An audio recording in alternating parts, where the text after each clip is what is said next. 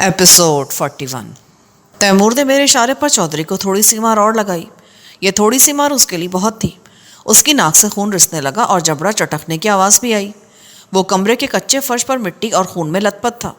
उसका सर हमारी ठोकरों की जद में था।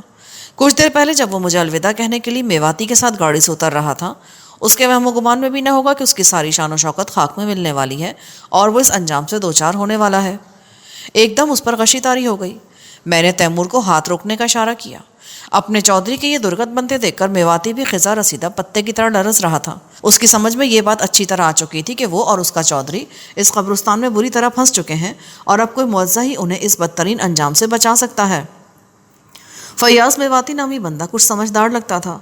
उसने सख्त किस्म की मारपीट का शिकार होने से पहले ही हथियार डाल दिए और जो कुछ मालूम था वो बताने पर आमादा हो गया। वो खास लहजे की उर्दू बोलता था। वो बोला, हमार को जो कुछ मालूम है हम आपको बता देवत है, पर आपने हमार को मारना नहीं। मैंने उसे यकीन दिलाया कि हम उसे नहीं मारेंगे। ठीक है, हम दूसरे कमरे में जाकर आपसे बात करना चाहत हो। ठीक है, आ जाओ। दूसरे कमरे में जाकर मेवाती ने ररसते कांपते लहजे में इंकशाफ किया कि चौधरी ठीक ही कह रहा है। समीना को मारने में उसका हाथ नहीं, उसे मोखल पाशा ने ही मारा है। लेकिन उसके साथ साथ ये भी हकीकत है कि पिछले कई महीने से मोखल पाशा और चौधरी अजीज़ में राजदारी के साथ राब्ता कायम था। मोखल पाशा और चौधरी के दरमियान राब्ते की बात मेरे दिमाग में भी परवरिश पा रही थी। अब मेवाती ने इंकशाफ किया तो मेरा शक एकदम पुख्ता हो गया। मैं जानता था कि मोखल पाशा उन लोगों में से है जो अपने इंतकाम की खातिर हर हद तक जाने को तैयार हो जाते हैं। दूसरी तरफ चौधरी अजीज़ की खसलत भी अब बिल्कुल वाज़ेह हो गई थी। वो तवील अरसे से नहायत ठंडे दिलो दिमाग के साथ अपने मंसूबे पर अमल पैरा था और मंसूबा यही था कि राजवाल की गद्दी वो दोबारा संभालना चाहता था। मैंने मेवाती से कहा, तुम कह रहे हो कि समीना को मोखल पाशा ने मारा है, उसके साथ ये भी बता रहे हो कि मोखल और अजीज़ के दरमियान खुफिया राब्ता था। हाँ, तो फिर तुम ये क्यों कह रहे हो कि समीना के कत्ल में अजीज़ का हाथ नहीं? हमार कहने का मतलब ये है जी कि समीना का मारन का फैसला मोखल पाशा ने अपने तौर पर किया था। दरअसल जब मोखल पाशा ने आपको समीना से बात करते हुए सुना और उसको पता चल गया कि अब समीना अपना बयान बदल लेवेगी, तो उसने बेहतर जाना कि वो उसको ख़त्म कर दे और उसकी मौत का इल्ज़ाम भी आप पर आ जावे। बाद में हाँ कहो, रुक क्यों गए? बाद में जी मोखल पाशा और चौधरी अजीज़ में थोड़ा सा इख्तिलाफ भी हुआ था। चौधरी कहवत था कि इस लड़की का खून हमार को अपने सर नहीं लेना चाहिए था, लेकिन बाद में चौधरी ने अपनी राय पाशा की राय से मिला ली थी। हालात की कड़ियाँ बड़ी तेज़ी के साथ आपस में मिल रही थीं और ये सीधे साधे हालात थे।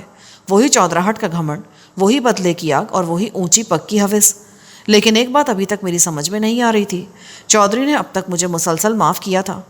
ना सिर्फ मुझे माफ़ किया था बल्कि मेरी माँ और बहन को महफूज पनागा दी हुई थी। उसने इंस्पेक्टर मियाँ वारिस को 70,000 रुपया नकद अदा करके थाने कचहरी से बेबे और आरफा की जान छुड़ाई थी और अब भी बज़ाहिर उनकी देखभाल कर रहा था। एकदम मेरा जहन बिल्किस की तरफ चला गया। क्या वो बिल्किस के मजबूर करने पर ऐसा कर रहा था? लेकिन बिल्किस उसे मजबूर कैसे कर सकती थी? वो तो मिन्नत समाजत ही कर सकती थी। फिर मेरा ध्यान उन रजिस्ट्रियों की तरफ चला गया जो चौधरी की नेक चलनी की ज़मानत के तौर पर मेरे पास महफूज थी। तो क्या उन रजिस्ट्रियों का जादू अपना काम दिखा रहा था? शायद ऐसा ही था। वो रजिस्ट्रियाँ बिल्किस के नाम थीं और बिल्किस ही चाहती तो वो सारी ज़मीन वापस चौधरी को मिल सकती थी। इसीलिए चौधरी के लिए ज़रूरी हो चुका था कि वो बिल्किस से बना कर रखे। बिल्किस इस बारे में कुछ नहीं जानती थी, मगर चौधरी तो जानता था। तो क्या वो बिल्किस की खातिर मेरी जाँ बख्शी कर रहा था और मेरे घर वालों को पनाह दे रहा था? फिर मेरा ध्यान अभी थोड़ी देर पहले की उस बात की तरफ गया जो चौधरी ने कही थी। उसने कहा, तुम ना भी बुलाते तो मैंने आना था। एक दो कानूनी नुक्तों के बारे में तुमसे बात करना थी और कुछ ज़मीन का मामला भी था। गालिबन वो अपनी ज़मीन की बात कर रहा था। वो रजिस्ट्रियाँ मेरे पास थी और वो मुझे अलविदा कहने से पहले उन रजिस्ट्रियों का मुस्तकबिल जानना चाहता था। यकीनन ऐसा ही था। मेवाती से आधा घंटा मज़ीद गुफ्तगू हुई और बहुत सारी बातें खुलकर सामने आ गई। ये नहायत इंकशाफ अंगेज़ गुफ्तगू थी जिसमें सनसनाहट और सीने में जलन महसूस होने लगी। मेरा एक और अंदाज़ा बिल्कुल दुरुस्त साबित हो गया। मेवाती ने ड्रामाई अंदाज में बताया, पिछले मंगल राजवाल में मोखड़ों और लंबड़ों ने जो भी मारधाड़ की उसका चौधरी अजीज़ को पहले से पता था। हमारे के अंदाजे के मुताबिक मोखल पाशा ने चौधरी को पहले ही बता दिया था। इसका मतलब है कि गांव वालों को जलील करने का काम भी मिली भगत से हुआ। मैंने कहा ना जी कि चौधरी अजीज़ और पाशा की लैन आपस में मिली हुई थी। चौधरी की तरह पाशा भी यही चाहवत था कि जागीर की कार मुख्तारी बेगम जी के हाथ में ना रहे और उनका मकसद तकरीबन पूरा हो गया है जी। कुछ दिन पहले बेगम जी ने खुद ही कह दिया कि वो मुख्तारी छोड़ना चाहवत है। जी चाह रहा था कि शहवार और समीना के कातिल चौधरी अजीज़ को उसकी सारी खूनी कदरत समेत इसी जगह गोलियों से छलनी कर डालूं, मगर मैं ऐसा नहीं कर सकता था और अगर करता भी तो अपना ही नुकसान करता। फिर अपना गुनाह कबूल करके मेरी बेगुनाही का सबूत कौन देता? مجھے اکرم کی بات یاد آئی. اس نے بتایا تھا کہ جس دن راجوال پر موکلوں نے ہلہ بولا اور خون خرابہ ہوا، چودھری عزیز بیمار پڑا تھا. یقیناً وہ بیمار ہوا نہیں تھا، بنا تھا. وہ دونوں طرف سے سچا ثابت ہونا چاہتا ہوگا. میواتی بے حد خوفزدہ تھا اور جاں بخشی کے لیے بار بار میرے پاؤں پکڑ رہا تھا. میں نے اسے تھوڑی بہت تسلی دی، لیکن ساتھ یہ بھی بتا دیا کہ ابھی اس کے مزید تعاون کی ضرورت ہے. اسے ایک مسلح بندے کی تحویل میں چھوڑ کر میں واپس چودھری کے پاس آ گیا. چودھری اب ہوش میں آ گیا تھا. اس کا رنگ اب بھی ہلدی تھا اور وہ ہولے ہولے لرز رہا تھا. مجھے دیکھتے ہی اس کی آنکھوں میں ایک بار پھر دہشت سمٹ آئی. اس سے پہلے کہ میں چودھری سے پھر بات چیت شروع کرتا، رونق نے مجھے اشارے سے باہر بلایا. میں باہر گیا تو رونق علی کے ہاتھ میں ٹیپ ریکارڈر نظر آیا. یہ بیٹری سے چلنے والا وہی ٹیپ ریکارڈر تھا جس پر سائیں ملنگا اور اس کے ساتھی کافیاں اور لوک گیت وغیرہ سنتے تھے اور سر دھنتے تھے. رونق پرجوش لہجے میں بولا، مجھے لگتا ہے خاور تیرے اور تیمور کے سارے دل ادر دون ہونے والے ہیں. آج جو کچھ سامنے آیا ہے یہ جاگیر کے لوگوں کی آنکھیں کھول دے گا. میرا مشورہ ہے کہ بھائی عزیز جو بھی بادشاہت کرے وہ ہم اس پر ریکارڈ کر لیں. یہ ایک بڑا پکا ثبوت ہوگا. یہ بڑا مناسب مشورہ ہے رونق بھائی. میں تو کہتا ہوں خاور یہ بڑا سنہری موقع ہے. اس کا بیان شان ریکارڈ کرنے کے بعد اس کو گاڑی پر بٹھاتے ہیں اور راجوال پہنچ جاتے ہیں. آج سے گاؤں کا میلہ شروع ہے. صبح 9-10 بجے تک وہاں کافی خلقت جمع ہو گئی ہوگی. دوسرے پنڈوں کے لوگ بھی جمع ہوں گے. ان سب کے سامنے عزیز کا کچا چٹا کھول دیتے ہیں. مجھے تو لگتا ہے اس کمینے کو پولیس کے حوالے شوالے کرنے کی ضرورت ہی نہیں پڑے گی. لوگ وہیں مار مار کر اس کا اور انورے کا پھوس نکال دیں گے. اور ہاں، انورا کہاں ہے؟ کاچو والی میں. اس کنجر کی مشقیں بھی بندھی ہوئی ہیں. اگلا آدھا گھنٹہ کافی سنسنی خیز تھا. میں، رونق، تیمور اور شاہنواز کمرے میں موجود تھے اور چودھری ہمارے سامنے اپنا کالا کارنامہ بیان کر رہا تھا. اس کی زبان میں روانی تھی اور اگر کہیں زبان اٹکتی بھی تھی تو تیمور کی دہشت کا موبل آئل اسے پھر روا دوا کر دیتا تھا. چودھری کو غالباً معلوم نہیں تھا کہ اس کے بالکل پاس رکھے ہوئے کمبل کی اوٹ میں ٹیپ ریکارڈر موجود ہے جو اس کی آواز محفوظ کر رہا ہے. اس دوران میں اچانک شاہنواز کا ساتھی سراج باہر سے آیا. اس کا چہرہ متغیر تھا. اس نے مجھے اور شاہنواز کو ایک ساتھ باہر آنے کا اشارہ کیا. میں نے ریوالور قمیض کے نیچے اڑسا اور شاہنواز کے پیچھے پیچھے باہر آ گیا. باہر بلا کی سردی تھی. اب سپیدہ سحر نمودار ہو رہا تھا. اندھیرے میں اجالے کی آمیزش اتنی زیادہ ہو چکی تھی کہ ملنگے کی کٹیا کے ساتھ ساتھ دور تک پرانی قبریں نظر آنے لگی تھیں. ان قبروں میں اگے ہوئے جنتر، کیکر اور بیریاں اور ان درختوں کے پیچھے دور تک خضرا جھاڑیاں اور راج باغ کی طرف جاتا ہوا کچا راستہ اور اوپر آسمان پر اڑتی ہوئی پرندوں کی ڈاریں، سب کچھ دھندلا دکھائی دے رہا تھا. سراج نے ایک دیوار کی اوٹ میں رہتے ہوئے ایک طرف انگلی سے اشارہ کیا. وہ دیکھو جی. مجھے قبرستان کی 4 فٹ اونچی کچی دیوار کے پیچھے 2 سائے حرکت میں نظر آئے. پھر میری نگاہ کچی دیوار کے ساتھ ساتھ آ گئی اور میری رگوں میں خون منجمد ہونے لگا. دیوار کے ساتھ ساتھ اور جھاڑیوں کے پیچھے اور قبروں کے کچے پکے قدموں کے عقب میں درجنوں مسلح افراد کی موجودگی ثابت ہو رہی تھی. یہ خوفناک گھیراؤ تھا جو رات کی تاریکی میں ہمارے ارد گرد نہایت خاموشی اور ہوشیاری سے بنایا گیا تھا. میں سناٹے میں رہ گیا. یہ کیا ہو گیا یار؟ میں نے شاہنواز سے کہا. مجھے بھی اتنا ہی پتہ ہے جتنا تمہیں، اور میرا خیال ہے کہ یہ پولیس ہے. مجھے لگا کہ حالات پھر ایک دم پلٹا کھا گئے ہیں. یہ کیسی صبح طلوع ہوئی تھی جس نے روشنی کی کرن کو گہرے اندھیرے میں بدل دیا تھا. کچھ دیر بعد تیمور بھی ہمارے پاس آن کھڑا ہوا اور خاموشی سے موت کے اس حصار کو دیکھنے لگا جو بڑی ہوشیاری سے ہمارے ارد گرد بنا دیا گیا تھا. لگتا ہے کوئی مخبری ہوئی ہے. جو بھی ہوا ہے، لیکن اب دیکھنا یہ کہ ہمیں کیا کرنا ہے. شاہنواز نے دانت پیسے. ہم نے چند سیکنڈ تک مشورہ کیا، پھر اپنی اپنی پوزیشنوں کی طرف دوڑے. شاہنواز کے سارے ساتھیوں میں بھی ہلچل سی مچ گئی تھی. شاہنواز بولا، خاور میں نہیں چاہتا کہ ہماری اس مارا ماری میں چاچے ملنگے اور اس کے ساتھیوں کو کوئی نقصان پہنچے. ان کا قصور تو بس اتنا ہے کہ انہوں نے ہمیں پناہ دی ہے. تو پھر کیا کیا جائے؟ میرا خیال ہے ان کو باہر بھیج دیا جائے. یہ ہاتھ اٹھا کر باہر چلے جائیں تو پولیس والے ان پر گولی نہیں چلائیں گے. میرے ذہن میں فوراً 5 دن پہلے کا واقعہ آ گیا. کیا سوچ رہے ہو؟ کچھ سمجھ میں نہیں آ رہا. میری رائے ہے کہ کوئی بھی قدم اٹھانے سے پہلے ہمیں پولیس کا ارادہ معلوم کر لینا چاہیے. مطلب یہ کہ وہ ہماری گرفتاری چاہتے ہیں یا پھر پولیس مقابلہ بنا کر ہماری لاشیں گرانے کا ارادہ رکھتے ہیں. مجھے تو تمہاری دوسری بات ہی ٹھیک معلوم ہوتی ہے. پھر بھی ہمیں تصدیق کرنی چاہیے. اور تصدیق کا طریقہ کیا ہوگا؟ شاہنواز نے ذرا ترش لہجے میں پوچھا.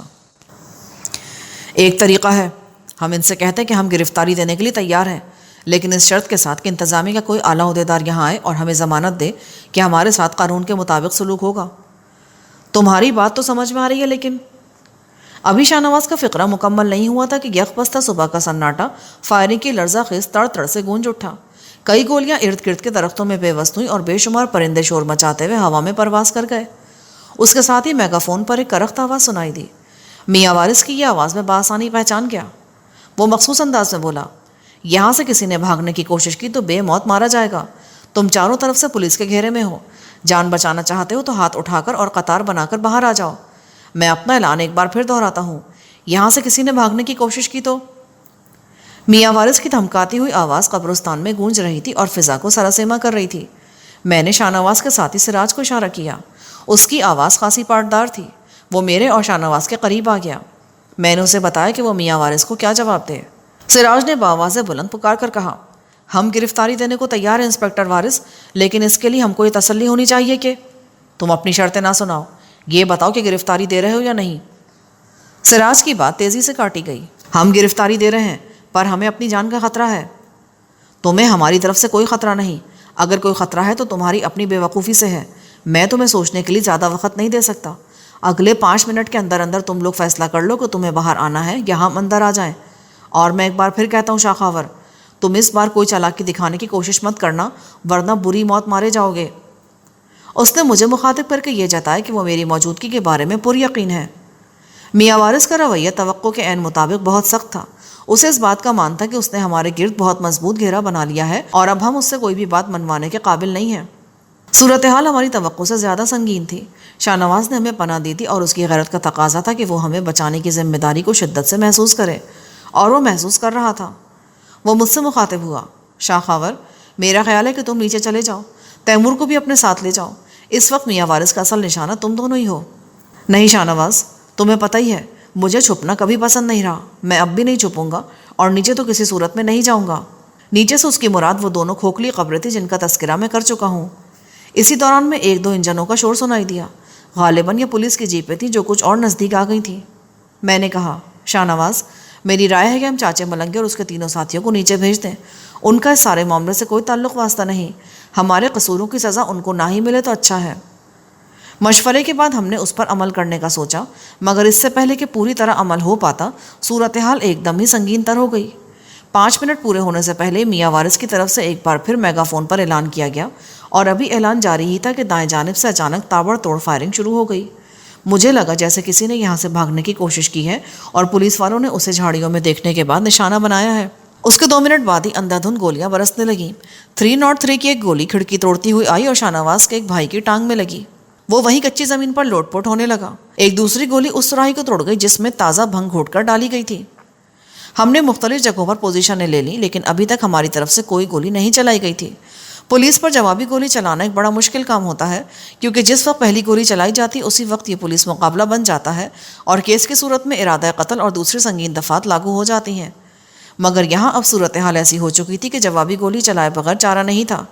پہلی گولی شاہ نواز کی طرف سے چلائی گئی. اس کے بعد سراج نے فائرنگ شروع کی. پھر ہم سب شریک ہو گئے. وہ دیکھو، ادھر سے وہ بالکل پاس آ گئے ہیں. تیمور دائیں طرف اشارہ کرتے ہوئے چلایا، سور کے بچے. شاہ نواز نے دانت پیسے اور اپنی رائفل کا رخ دائیں جانب کر کے چھوٹے چھوٹے 2 برسٹ چلائے. قبروں کی مٹی ہوا میں اڑتی نظر آئی. ان برسٹوں کے بعد فائرنگ میں ایک دم شدت آ گئی. گولیاں ہم پر مے کی طرح برسنے لگیں. یہ گولیاں درختوں کے تنوں میں پیوست ہوئی جا رہی تھیں. ایک دم ہی کوہرام سمجھ گیا تھا. میں اپنی 7mm رائفل سے سنگل شاٹ فائر کر رہا تھا. تیمور میرے کندھے سے کندھا ملائے بیٹھا تھا. اس کے ہاتھ میں ماؤزر تھا. اچانک ایک گولی آئی اور تیمور کے سر پر سے ہوتی ہوئی پیچھے کھڑے سراج کے چہرے پر لگی. وہ رائفل کے میگزین میں گولیاں بھر رہا تھا. پشت کے بل وہ گرا اور گرنے کے فوراً بعد ہی ٹھنڈا ہو گیا. میں نے اس کی پتھرائی ہوئی آنکھوں کی جھلک دیکھی اور اس کی پیشانی کا سیاہی مائل سراغ دیکھا. شاہ نواز نے بھی یقیناً یہ منظر دیکھا تھا. اس کے چہرے پر سرخ شعلوں کی لپک دکھائی دی. مار دیا حرام زادو، مار دیا. وہ عجیب آہنگ میں دھاڑا. اس کے ساتھ ہی وہ رائفل سونت کر اندھا دھند گولیاں چلانے لگا. پورے کمرے میں گولیوں کے خول بکھر گئے. مجھے لگا کہ وہ اسی طرح فائر کرتا ہوا برآمدے میں نکل جائے گا. میں نے اسے کمر سے پکڑ لیا. نہیں شاہ نواز، یہ ٹھیک نہیں. وہ خود کو چھڑانے کے لیے زور لگانے لگا. میں نے تیمور کے ساتھ مل کر اسے بمشکل نیچے بٹھایا. دوسرے کمرے سے شاہ نواز کے ساتھی فیروز نے پکار کر کہا، سراج صاحب، یہ لوگ مزار کی طرف سے آگے آ رہے ہیں، آپ کے بالکل دائیں طرف ہیں. فیروز نامی یہ بندہ نہیں جانتا تھا کہ سراج سننے اور سمجھنے کی حد سے گزر چکا ہے. سراج کے بجائے فیروز کو جواب میں نے دیا. ٹھیک ہے فیروز، میں نے دیکھ لیا ہے. ہم ان کو روکتے ہیں. تم اپنی سائڈ پر دھیان رکھو. ابھی ان پر سیدھا فائر نہ کرو، لیکن ان کو پاس بھی نہ آنے دو. کیوں؟ سیدھا فائر کیوں نہ کرو؟ کیوں نہ کرو؟ شاہ نواز گرجا اور اس نے گالی دی. وہ ہماری چھاتیوں پر مار رہے ہیں، ہم ان کے پیروں پر کیوں ماریں؟ وہ رائفل سونتتا ہوا دوسرے کمرے میں فیروز کے پاس چلا گیا۔ کچھ سمجھ میں نہیں آ رہا تھا کہ یہ کیا ہو رہا ہے۔ میں پولیس مقابلہ نہیں کرنا چاہتا تھا۔ قدرت نے میری اور تیمور کی رہائی کا ایک بہترین سبب پیدا کر دیا تھا، لیکن عین اس وقت جب سب کچھ ہمارے حق میں ہونے والا تھا، یہ پولیس والے بلائے ناگہانی بن کر ٹپک پڑے تھے۔ یہ سب کچھ میرے لیے بے حد تکلیف دہ تھا۔ اب اگر میرے یا تیمور کے ہاتھوں کو پولیس والا مر جاتا تو ہم میں اور شاہ نواز یا سراج میں کوئی فرق نہیں رہ جاتا، وہی پھانسی کا تختہ یا انکاؤنٹر والی فوری موت۔ میواتی کی چلاتی ہوئی آواز نے میرے خیالوں کو درہم برہم کر دیا۔ پہلے تو میں سمجھا کہ شاید اسے گولی وغیرہ لگ گئی ہے، مگر وہ کچھ اور ہی کہہ رہا تھا۔ چودھری صاحب، چودھری صاحب، او یہ کیا ہو گیا؟ ارے کوئی کچھ کرو، وہ دلدوز آواز میں پکارا۔ میرا خیال ہے کہ چودھری عزیز کو کچھ ہوا ہے۔ تیمور نے سرگوشی کی۔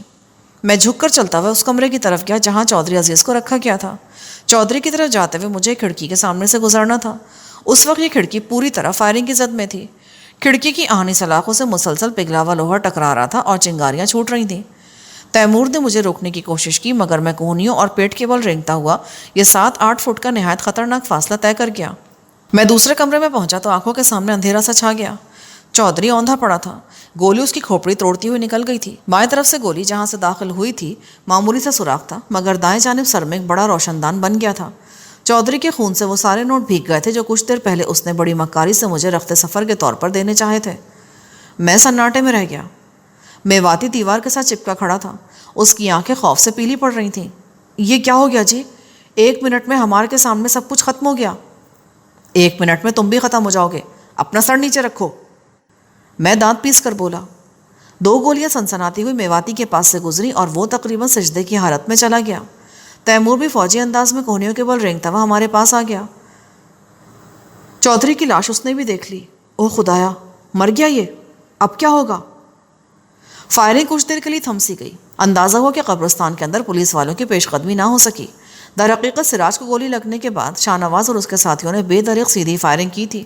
اس اندھا دھند فائرنگ نے پولیس فورس کو محتاط ہونے پر مجبور کر دیا تھا۔ میری رائفل کا 24 گولی والا میگزین خالی ہو چکا تھا۔ میں نے نیا میگزین رائفل سے اٹیچ کیا۔ اس دوران میں میری نگاہ مسلسل چودھری کی لاش کا جائزہ لیتی رہی۔ اس کے ہاتھ پاؤں ابھی تک بندھے تھے، چہرے پر نیل تھے اور چوٹوں کے نشان تھے۔ اچانک میرا دھیان اس ٹیپ ریکارڈر کی طرف گیا جس پر ہم تھوڑی دیر پہلے چودھری کی آواز ریکارڈ کر رہے تھے۔ یہ ٹیپ ریکارڈر ہم نے چودھری کے پاس ہی کمبل کے نیچے چھپا رکھا تھا۔ میں لپک کر کمبل تک پہنچا لیکن کمبل کے نیچے کچھ نہیں تھا۔ ٹیپ ریکارڈر وہاں سے اٹھایا جا چکا تھا۔ میں نے رونق کو آواز دی، رونق بھائی کہاں ہو؟ جواب نہیں آیا۔ رونق کے بجائے شاہ نواز نے دوسرے کمرے سے پوچھا، کیا بات ہے خاورے؟ ٹیپ کہاں ہے؟ مجھے نہیں پتا۔ اور رونق بھائی؟ اس کا بھی نہیں پتا۔ میواتی نے کانپتے لہجے میں کہا، ہمار کا خیال ہے کہ ٹیپ ریکارڈر رونق بھائی کے پاس تھا اور وہ اس کو لے کر جھاڑیوں کی طرف جاوت تھے۔ پھر ہمار کو ٹھیک سے معلوم نہیں جی، ہمار کو لگتا ہے کہ ان کو، ہمار کا مطلب ہے کہ ان کو گولی لگ گئی ہے یا پھر وہ پکڑے گئے ہیں۔ کیا بکتے ہو؟ میں دھاڑا۔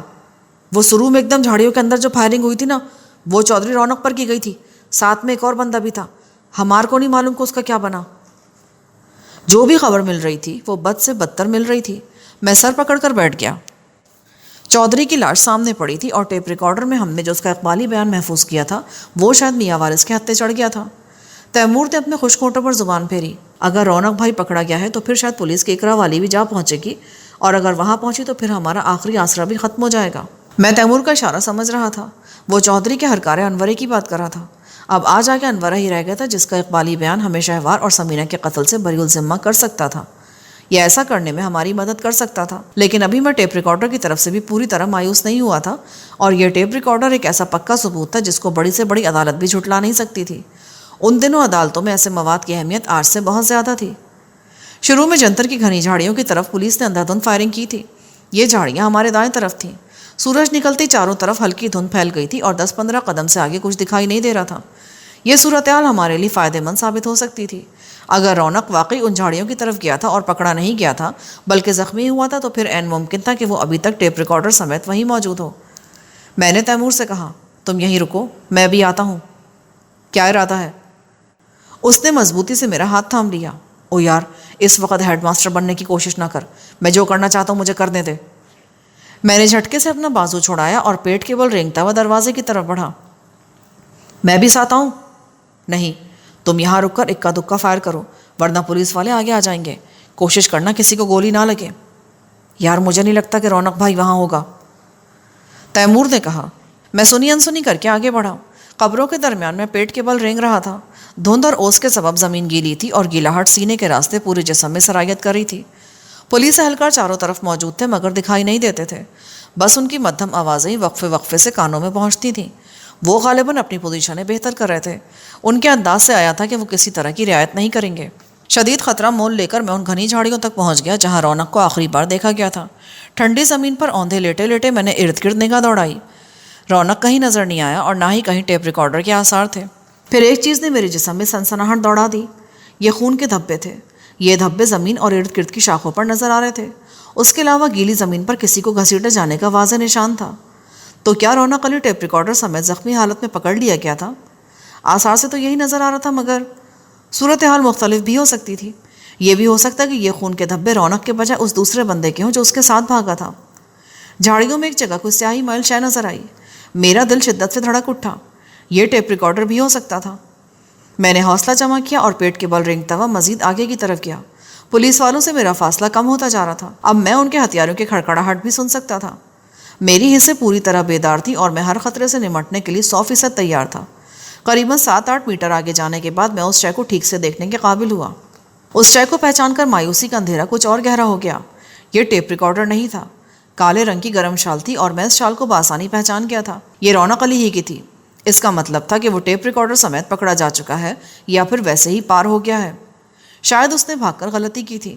وہ بیمار تھا اور اپنے موٹاپے کے سبب زیادہ تیزی سے حرکت بھی نہیں کر سکتا تھا۔ اس کے لیے ممکن نہیں تھا کہ وہ پولیس والوں کو چکمہ دے کر نکل جاتا۔